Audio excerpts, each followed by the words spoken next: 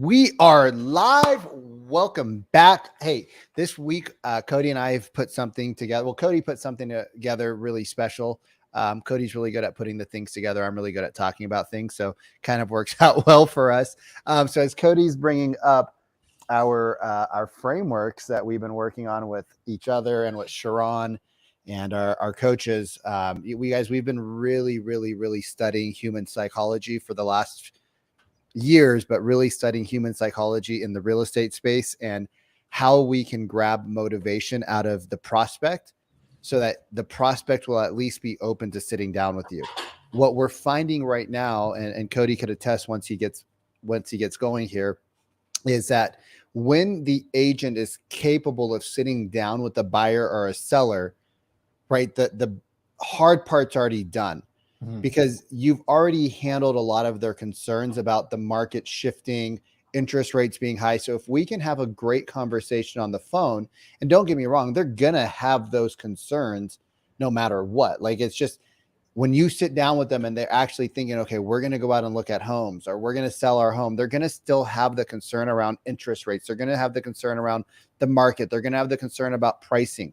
But when we learn how to use human psychology with us, instead of against us, it's kind of like jiu-jitsu, right? If any of you guys know jiu-jitsu, now don't get me wrong here, I am not a professional. I've done it once. You're not? I did it one time, and this is actually why I've been working with the new trainer, is because there's a few things that I really want to do that my hip tightness and my hip flexors and like my psoases and my knees wouldn't allow me to do. Jiu-jitsu is one of them, and actually salsa dancing is another. So remember, we went out salsa one night and my knees were just killing me the next day. So that's why I hired a new trainer. But one of the challenges that we're finding is that if the agent can't get the buyer or the seller to overcome their own fears by the media, by their friends, by, interest rates, or the world's coming to an end, if they can't get over that, you're never going to get in front of them. Yep. And if we can just balance that out and get you in front of more people, then we can figure out how do we close deals and sales and make them want to use you. So Cody's going to bring up his framework, which is the same basic philosophy that I teach inside the Real Estate Sales Academy. He's kind of languaged it his own way, but it's the same human psychology. And I'll just give a couple of frameworks, Cody, while you're pulling your stuff up. So when you guys are out there, right, and you have a buyer, right, that gives you the interest rate concern, just so you know, that's not because that's a top of your script problem. It's not a bottom of the script, right? A lot of agents think that the interest rate, the market, these are things that we pre-handle inside of asking great questions. But let's say, you're using a basic script, right? One of the free scripts you got online, and you're just using one of these basic scripts, and it doesn't ask like human psychology questions. And you get down to the bottom and they hit you with, hey, we're going to wait. We're not in a rush. We're going to see what happens with interest rates. And first thing is, like, what does that even mean? Okay. So there's a couple of tips that I want you guys to write down. When you get an objection, nobody says you have to talk fast. Expect an objection and expect them to ask the questions, and just stay cool, calm, and collected. All right. Like, if you can stay cool, calm, and collected by practicing these with us, right, inside the Real Estate Sales Dojo, practicing things with your, other agents in your office, practicing with the mirror. If you can practice somebody saying, hey, we're going to wait because of interest rates. Hey, thank you for all the information. We're going to wait because of it. If you can get accustomed to not feeling the tenseness and the emotions and the anxiety, you're going to do better.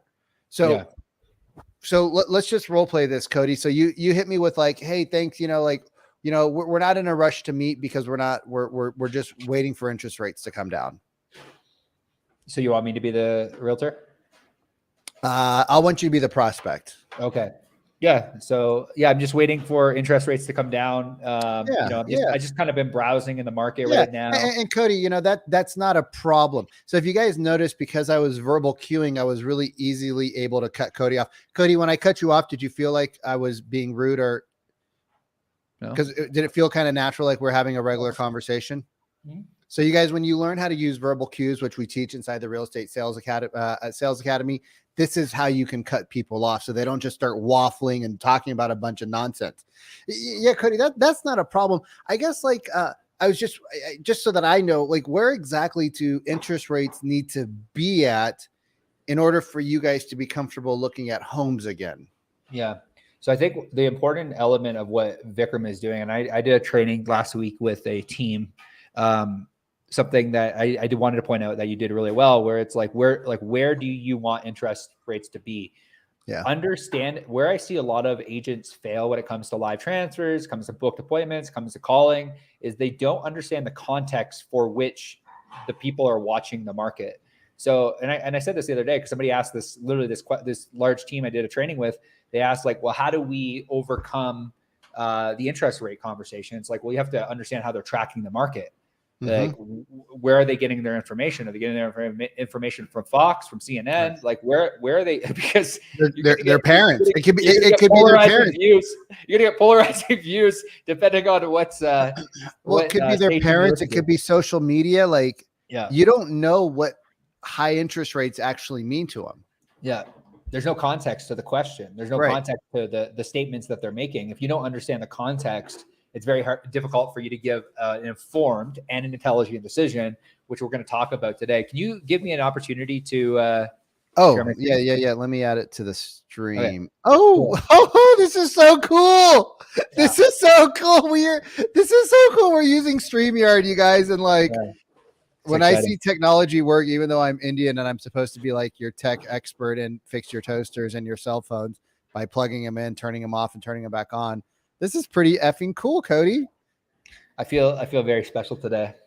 Dude, can you hear my sound? Yeah, I can hear you. Did you hear the stream deck? Sorta, yeah. I hear it a little. It's not coming through, but okay. Well, let's jump into this because so I did a training last week with a really large team, and we went through this framework because I built this specifically for them, because I'm like, there's different elements to a live transfer call. So for the people that don't know what a live transfer call is it's getting connected live with a buyer or seller. What are the 3 phases you need to go through in order to set the in-person meeting?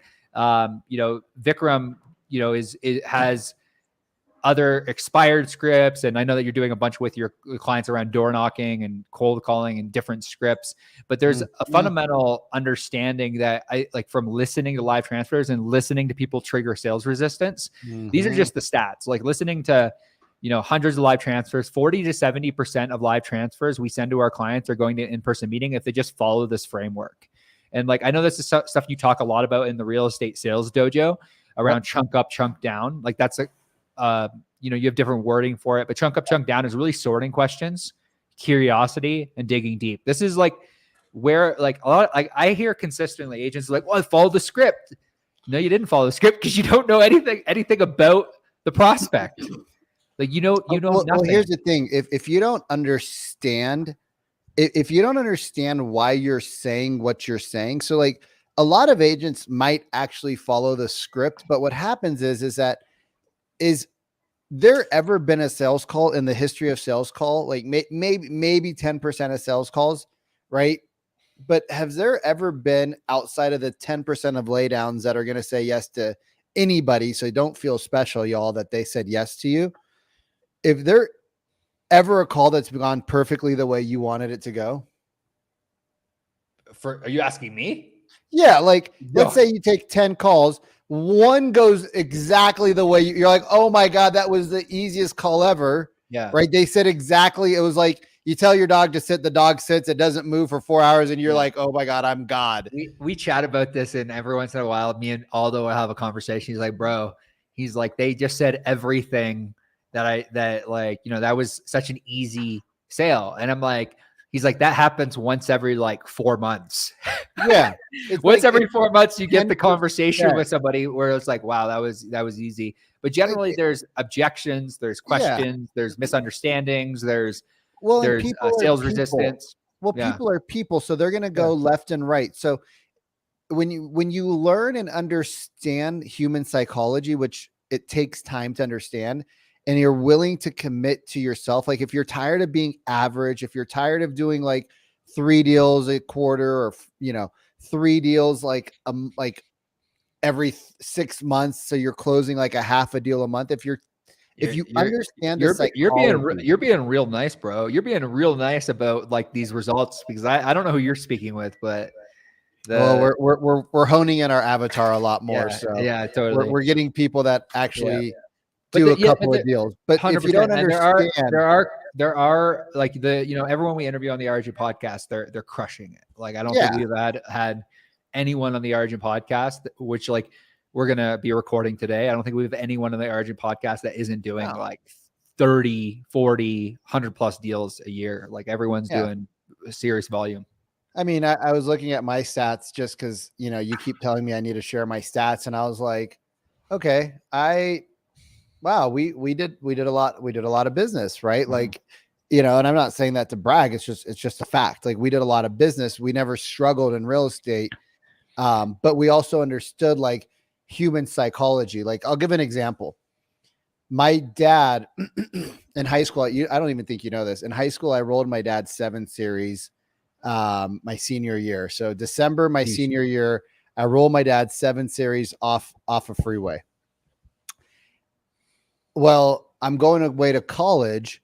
My brother and I shared a truck, and I took the truck to Santa Barbara. Well, in Santa Barbara, big trucks aren't good. So after about 9 months of having the truck there, I come back and I was like, yo, Pops. And I was into like import cars. I was like, yo, Pops, can we figure out this whole car situation? Because having a truck's not good. And, like I didn't want to buy my own car, dude. My dad's rich. So like, why would I want to go buy my own piece of shit car? Like when I know how to sell my father on buying me a car. So I go into the dealership and we're looking at Hondas and Acuras, right? 18 years old. And I was like, Dad, Acuras are safer. He's like, oh yeah, that's true. We've had an Acura, right? So like I knew how to play his cards because I knew what mattered to him, because he was concerned about my safety. Now I wanted what's called a GSR model. This is like the VTEC engine, Cody, 180 horsepower back in the day, stick shift, leather seats, the whole shebang, right? That's dirty. And what do you think the sales guy's trying to sell on? What do you think an average 22-year-old sales guy sees a young kid come in with a, successful father? What do you think he's trying to sell my dad on the car? Oh, he's trying to sell him the best, he's trying to sell, like, I actually, I don't know how to answer that question. Like, well, think about it. Like if you were, like you're selling the high performance model of a car, what do you think this guy's trying to sell my dad on the features of? The warranty. Mr. Shimmy, you need to never run warranty. This is Honda product, never going to break. No, the guy's selling my dad, oh, it's got the VTEC motor, it's got the special transmission, it's got this and it's got that. And my dad's like, my dad looks at me, he's like, I don't want a fast car for my son. And I looked at the dude, I was like, bro, I told you what to say. Yeah. I told you, I don't need you in I don't need you in this car to do a sales pitch. I already know my father. I know my avatar. What is he concerned about? Safety. Why should we buy this car? This is the safest of the lineup. For my dad, $4,000 wasn't a big deal, right? For me, $4,000 was a lot. I was 18 years old. But for my dad, $4,000 or $5,000 is nothing, right? And I was like, bro, you got to help me sell this car to my dad. Because he didn't understand human psychology. He was selling the features of the car. I was selling my dad on the benefits of having a safe car for his son that just rolled a car off the freeway. Yeah. Comes back to knowing what to say to people. Well, and that's like, if you come back to this framework. So phase 1 of this framework is really what we call chunk up, chunk down. So as I was chatting with, like, I love your explanation of understanding your avatar and understanding who you're speaking to, because it's very difficult to even go into the game plan frame or even ask for the meeting. And we were ranting about this last night, where I'm like, your meeting has no context, and your meeting has real no context if you know nothing about the prospect. Like if you get on the phone and like, you don't understand, like in the script that we give all of our clients, I tell them, I'm like, you need to understand where they work, where they live, you need to understand, do they have other people in the family that are, making a buying decision? What is the family dynamic? Like all these things matter because when you go to ask for the meeting, you're able to overcome the objection to book the meeting. So Right. like phase one of, and I was explaining this to this team the other day, because I was listening to some of their calls because the team lead asked me to listen to the call. Like where's the bottleneck? Well, the bottleneck is, you know, nothing about the prospect. And there's one or two reasons why that happens, Vic. There's one or two reasons. Number one, they don't know what to say, or number two, they actually don't give a shit. I don't think it's number two. I think sometimes it's number two. I think I've spoken to enough agents who are like, we want the now leads. We want the now leads. Yeah, but I don't think so I'm going to push back on it, but it doesn't really matter. It doesn't really matter whether you care or you don't care. It doesn't really matter. You still need the skills of what to say. But I think a lot of agents right now, Cody, are really burned out because the market's hard. And market is tough. they're, you know, like I talked to an agent who never, she's on a team. She's done one deal in the last year. Mm-hmm. She doesn't know the median sales price of her market. And I was like, well, that's your team leader stuff. Like, what's your, and she's like, well, I know they talk about stuff. And I'm like, it's the responsibility of the leader to make sure that the ducks are in line. And if your leader doesn't even like grill you on, do you know this stuff? And she was tired. She was exhausted, and she comes across as she doesn't care, but I don't think it's that she doesn't care. I think she doesn't know. She's so overwhelmed. Right. And like, there's a lot to the business. There's a lot to running any business in any field, in any sector. There's a lot that goes into it. Like I literally, prior to hopping on this call, I was fixing a Zap, you know, like for a sales order. Like, I mean, like, it's like, we're not Zap experts, but here's the thing. So in this 3-part phase of understanding the client, there's different trigger points that I've found that allow us to reduce sales resistance. I know you talk a lot about this in the Sales Dojo, but what I explained to them, I'm like, we ask questions that are difficult to answer. And therefore, this is why sorting questions are so important in order to open up the conversation. Like, if you don't mind me asking, you know, Vic, like, in a perfect world, would you prefer to see houses or would you prefer to see condos? Oh, houses for sure. Yeah, we're a big family, Cody. We need houses. Okay, and if you don't mind me asking, Vic, like when you say that you're a big family, how many people are in your family? Like, do you have kids? Like what does your family dynamic look like? And there's other ways to even ask these questions without even asking them directly, right? So if you're gonna you can't keep saying the same phrase over and over again to transition. So Cody used like, hey, if you don't mind me asking. So once you've used that once, you can't use it again until like the middle to the end of your presentation, because then it's like, it's a sales tactic and the prospect's not stupid. And so I just wanted to point that out because some people might not know. And there are different like, you know, I might say something like when I'm talking to somebody, I might say, hey, like, you know, I'm really curious, Vic, when you say this, what do you like, you know, like, are you looking for this? Or are you looking for this? So having different like transition words, and that's something that Vic can work with you inside the Real Estate Sales Dojo. But the principle of a solid first part of a live transfer call, or the first part of, like, say, for example, your admin is setting calls for you or setting appointments, is you need to understand these 3 things: sorting questions, permission questions, and digging deep.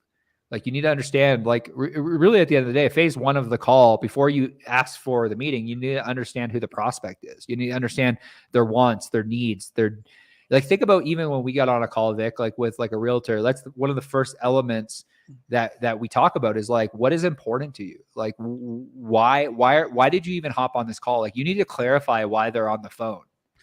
So the first part of the conversation is you need to build trust.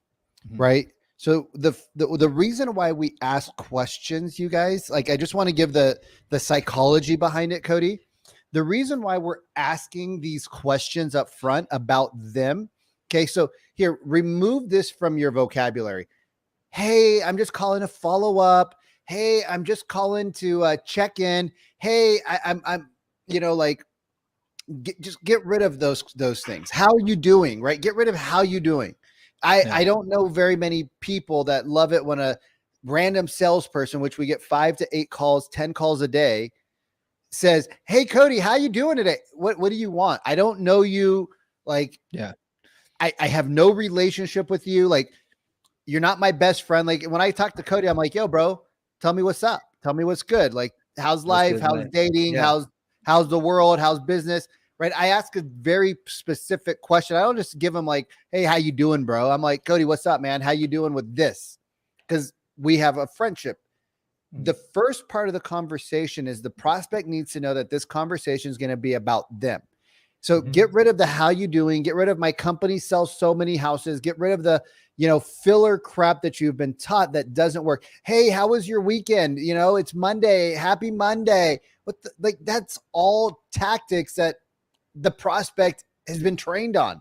So one of my clients inside the Real Estate Sales Academy, and him, we met him in Santa Monica, super, super good dude. He put $3 million in escrow last week. He's got 2 deals that are pending right now. He's got another listing coming on next week. He's going to do $350,000 to $400,000 in GCI. He's not a scrub. All right. He wanted to use the script that his team lead gave him. And I have the call. He sent me the call. The first thing that I heard when the lady said hello, she's like, hello. And she was super aggressive. I was like, oh, this is going to be a great meme call. I'm like, I got to press pause. I got to put it in my earphones. Like, this would be a great call. And then I heard his voice, and he used the same script that he was taught by his broker. And dude, the woman on the other end, it's a few month old expired. The woman on the other end knew exactly what he was going to say. She knew verbatim. She's like, oh, I could represent you. Let me tell you your script. And bah, bah, bah, bah. And I was like, oh, damn. He got owned. And the problem is that the first question he asked was, hey, the first statement was like, hey, I'm just a real estate agent here in Long Beach, and I see your home is no longer on the MLS. Sherlock. And he tried to do a sorting question, right? He tried to do a sorting question, which was like, did you guys decide to sell the home or did you guys decide to keep it? And she's like, just freaking rocked him, unfortunately. And then when I showed him our expired script, I was like, hey, bro, when you call an expired, you're going to be like, hey, Susan. And she's going to be like, yeah. Hey, it's just Vikram Deol. And I was wondering if you could possibly help me out for a moment. And now we've got a little bit of what in there? A little bit of curiosity. And if you say it with the right tone and the right cadence, it's going to spark the curiosity back on the prospect. And then the second line, which is one that is challenging for agents, like, well, I don't even know if you could even if you could help me yet. And they're like, why would you say that? It lowers resistance, y'all. And you don't know if they can help you. What if they're going to keep the house? What if they're in the middle of a renovation? Stop assuming that you know what they say. When they say their house is small, right? Why is it small? Well, it's small because we have 5 kids in the house. Now you know that there's 5 kids. Oh, anybody else live with you? You got to ask the question. And I think the important element here is if we can kind of move forward, because I know we have to wrap up here in a few minutes. It's the game plan frame. I know you teach this, and I know we teach our agents this portion of the script, but you can't ask this question. There's 2 things I see agents make mistakes with, and I was coaching them on this the other day. The first is obviously not asking good enough questions prior to asking the game plan frame. But the second element to this specific game plan frame is if you don't ask the question, has anyone taken the time to walk you through the 3 most important principles that you need to consider in order to win in the market when you're ready to buy or sell? Where I see a lot of agents make the mistake with the game plan frame is they go right to, why don't we set up a meeting for coffee and we'll take a look at some homes together. You highlight where they go to, Cody. I don't have control of your screen, but highlight what they say. They go right here. Yep.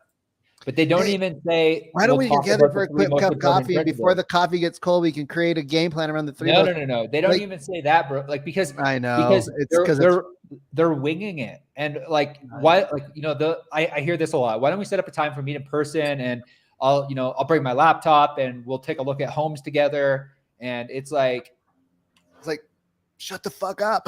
Well, why would I do that? Why would I sit down? I can look at homes here in my home comfortably without any pressure from a salesperson. That immediately triggers sales resistance because you're like, oh, we're going to look at homes together. It's like, No, Yeah. that's the whole reason we asked the question. Has anyone done this for you? Has anyone taken the time to talk to you about the top 3 things you need to consider in order to win in the market when you're ready to buy? Or Yep. like, a lot of people, some people will So be so like, let's well, break what's gonna sell? let's break this down, Cody. Let's break this down Yeah. line by line. And I think Yeah. we're gonna have to end on this. I don't think we're gonna be able to get to the other one, so we'll have to do a live next week with it. You Yeah. guys, this is basic right here. Okay, like inside the Real Estate Sales Dojo, we go super deep, word by word, why you say it. But let's just go like real quick line. Has anyone taken the time to walk you through the 3 most important things you need to consider in this market when you're ready to buy? Right? Why do we ask that question? Like, what's one of the reasons we ask that question, Cody? Because we want to get them to respond with a no. And the reason, because 99% of agents aren't doing this. So it's like when we talk about unique selling propositions, this is a unique selling proposition. Mm-hmm. Hey, even if you're like, hey, even if your agent, for example, I've heard you say this in the dojo before, and I've heard you say this to me. It's like, even like, say, for example, like, oh, my cousin's a realtor. Amazing. Just out of curiosity, has he sat down with you and talked to you about the top 3 things you need to consider in order to win in the market when you're ready to buy? No. Well, no, of course not. Okay. Yeah. Like, I'm not like, surprised. Yeah, I'm not surprised. And that's like, when we talk about script, like this script creates a unique selling position for you. It's like, and then when you get the in-person meeting, then you have the opportunity to talk about your method and how you win in the market when you're ready to buy. And if your method is only, I have the best service and my company's done X amount of billions and trillions of dollars, you're not unique, because first off, no salesperson has ever said that their process is number 2, right? No salesperson has ever said that they don't know what they're doing. No salesperson has ever said that they're not the best. So you guys are all saying the same thing. Like, just like in Kuval's call, everybody who's called her has said the same exact thing, which is why she knew immediately, oh, I'm going to be triggered by this person. And the beautiful thing about this framework, guys, the beautiful thing about the game plan frame is 95% of you won't use it. We use this exclusively in yeah, but that's what I'm saying. 95% of you won't use it to its completion, and you won't use the 3 phases. And if you go to SheridanStreet.io/more-income, you can get a full training on this as well. But like when you say, like, because I think what happens a lot of times is like, well, if I use this, everyone's going to use it. But like 95% of people aren't going to use this script. And I'm telling you, it works. You guys already have scripts that are better than what you're saying that you're not using. So you don't have to worry about the whole world using it, because like 98% are just, and if you guys try using it, you're not going to understand it, because you're gonna be like, oh, this is great, this makes sense. But then you're not going to actually utilize it because you don't understand it. So the first thing we're doing is, has anybody taken the time to walk you through? We're letting them know that there is another process that can be taken. We're also letting them know that we are going to give them information, so that clicks in the law of reciprocity. When we ask for something, they're going to say yes, because we're giving them value now. And you guys, buying a property is actually super complicated. If you do a great buyer's presentation, there's no reason why the first day you go out with somebody, they buy a home. So here's what people don't realize. Like, well, I only want now buyers. Well, you have to do a buyer's consultation to make them a now buyer. And so you spend an hour or 2 hours with these people in person. You get to know all their needs, all their wants, all their desires. You figure out where they want to be, what they want. You've built a massive amount of trust. And then when you go out and show homes, we were writing offers, Cody, the first day we met these people. We meet them on a Thursday. We're out on a Saturday. And these are people that are like, we're 6 months out. We're 9 months out. You guys, you want now buyers. This is how you find them. You have to sit down. The now buyers are sitting in your database. It's just a matter of whether you're going to take them or somebody else is going to take them. So, it really is, at the end of the day. I see it happen day in and day out. It's like, it's like, well, I met with this person 6 months, but they ended up buying. Of course, that you chatted with them 6 months ago and you followed up once a month with your monthly newsletter. And you had a horrible follow-up call, and you had a horrible initial call, which they didn't really want to talk to you anyways. So, there's an element. So one of the big things is like, kind of closing out here is like, well, let's just finish up the second paragraph real quick. Yeah. Why don't we meet? Right. So why don't we set up a time to meet in person for a cup of coffee? And before the coffee gets cold, right? Before the coffee gets cold, tells them that this isn't going to take a long time. Yeah. So in their mind, they're like, oh, coffee, 15, 20 minutes, we'll be in and out. Now, if they decide to ask you a bunch of questions and sit there for 2 hours, that's on them. But they're in their mind, they're like, okay, this is a quick 15, 20-minute meeting, no problem. Yeah. Around the 3 most important things. So now they're like, okay, they're going to cover 3 things. So that's going to be quick. So it's incongruency, it's an alignment. Yep. Where you can make an informed and intelligent decision when you're ready to buy. The reason why you say when is because it lowers pressure, because we're saying, hey, we don't know what your time frame is. So would mornings or afternoons work better for you? Or would afternoons or weekends work better for you? Now we're giving them an option to tell us what day and time they want to meet. Afternoons are typically better. Great. So do you got some time tomorrow? I have a 3, or I have some time on blank at 5. You reduce the friction by asking questions. Yeah, that's the other thing, that you need to sort them at the end as well. So that's the other thing that I see, where it's like, hey, we can meet for coffee, and yeah, well, and then, but you're not giving them an option at the end. It's like, where mornings, afternoons work better. Like, you have to go back to sorting questions in the game plan frame. And what agents also miss, and I've heard it before, I've heard it with my clients when we first start working together, they'll say, and what are the 3 most, and a game plan around the 3 most important things to ensure that, like, when you buy a home with me next week, and I'm like, why would you say that? They're like, or when you buy a home with us, I'm like, why'd you? They're like, well, we want to seed like us in the program, and I'm like, that's because that's the scarcity mindset that you've been taught by your broker, right? Everybody's like, oh, our broker is going to teach us everything. I'm like, your broker ain't going to teach you shit. Unfortunately, so if your broker knew this, they would have taught it. There, like, and this game plan frame, like I said, the stats are in, and like the clients that we work with, like, we actually interviewed one of our clients, Mike, and he's like, I was skeptical at first about using this script, but like, he's like, I need to give, if I want to give this program a fair shake, I need to use the script the way it's written. Yeah. And he's using the script the way it's written, and he's closing multiple deals, and like, he's done 36K in GCI off of like $2,000-$3,000 in ad spend. That doesn't happen for everyone, because like, you need to follow the entire framework. And this is the whole reason why Vic and I chat consistently and we do these trainings weekly, is because there's an element of like, half of the lead issues you have in your database are not lead issues. Especially if you've already generated the lead and you're going back to a lot of these. A lot of them are communication and sales issues, and just like the inability to have a conversation and go deep with people, and then reduce the sales resistance so that you can book the in-person meeting. Because there's fundamental belief that I think you and I share. All conversion happens in conversation. Yep. And I hear agents say this to me consistently.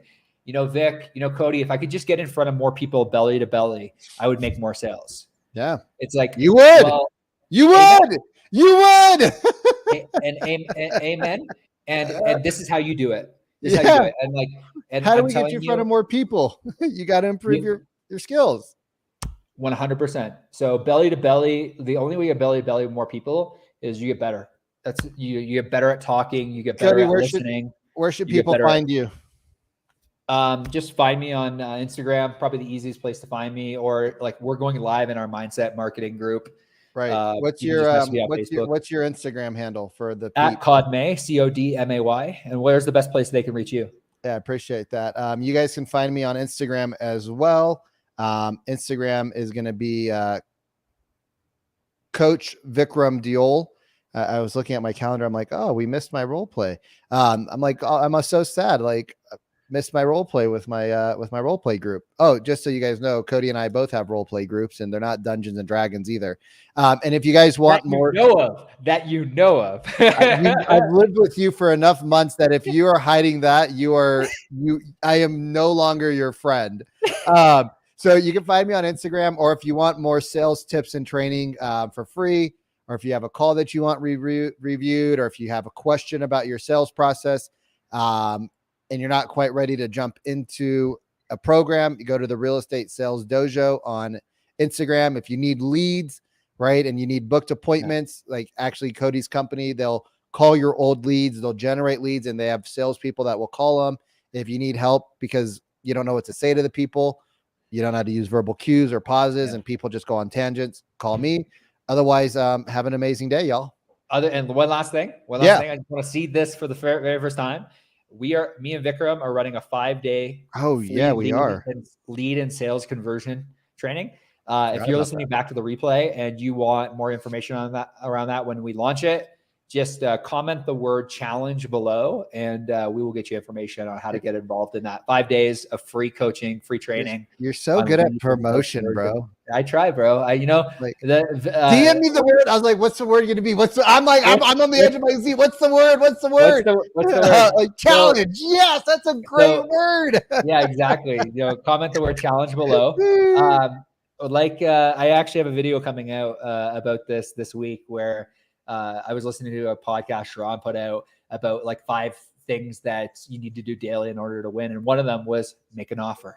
So there's the offer. DM us the word, comment the word below, challenge. We'll reach out DM us whatever is easier. Whatever you want to do. And if you guys are out there and you're doing well, put a tip of what you're doing well is in the comments to share with other agents. Yep. Later, and listen to the Our Agent podcast. Oh yeah. Awesome. Vic, we'll see you soon. Later, everyone, bud. have a great day.